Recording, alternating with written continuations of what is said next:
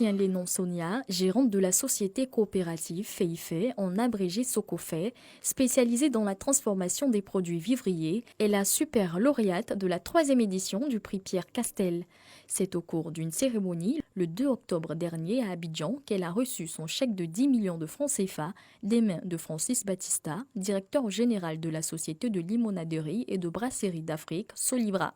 Elle bénéficiera ainsi d'un coaching personnalisé de Dao Gabala, directrice générale de MDG Consulting and Investment et mentor du fonds Pierre Castel, afin de mieux assurer la pérennité de son activité. Le domaine agricole est un domaine en général que l'on voit comme informel, mais c'est un domaine qu'on peut valablement structurer et qui peut valablement nourrir son homme.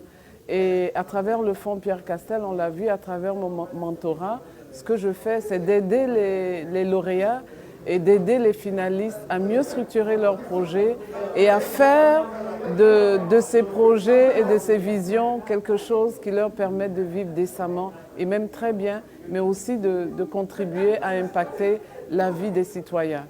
C'est la purée de piment conditionnée dans des pots de verre qui lui a permis de s'octroyer le super prix. Ce prix est une bouffée d'oxygène pour nous parce que, comme je vous disais, au départ, nous vendions nos produits vivriers, mais les invendus étaient jetés carrément à la poubelle.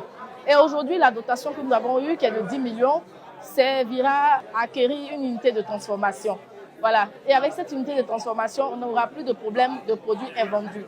Parce que là, nous travaillons comme ça déjà depuis un certain temps, où nous vendons nos produits et les invendus sont transformés.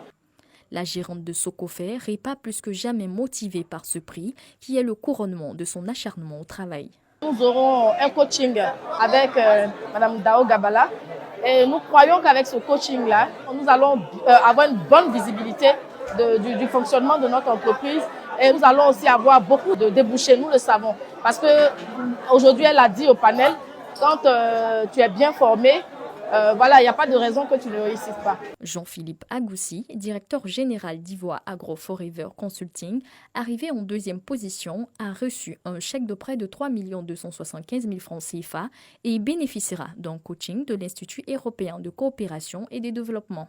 C'est avec le compost BEMV+, un type d'engrais permettant de réduire l'acidité du sol en raison de sa forte teneur en calcium, que ce dernier a pu monter sur la 2e marche du podium. Les 8 autres finalistes sont repartis avec des diplômes, plusieurs lots de Solibra et des formations du Centre du commerce international, une agence conjointe de l'Organisation mondiale du commerce (OMC) et des Nations unies. Un panel a été organisé autour du thème « Quels sont les leviers de performance pour les petites entreprises dans l'agroalimentaire ?» 4 intervenants ont partagé leur expérience avec les jeunes entrepreneurs.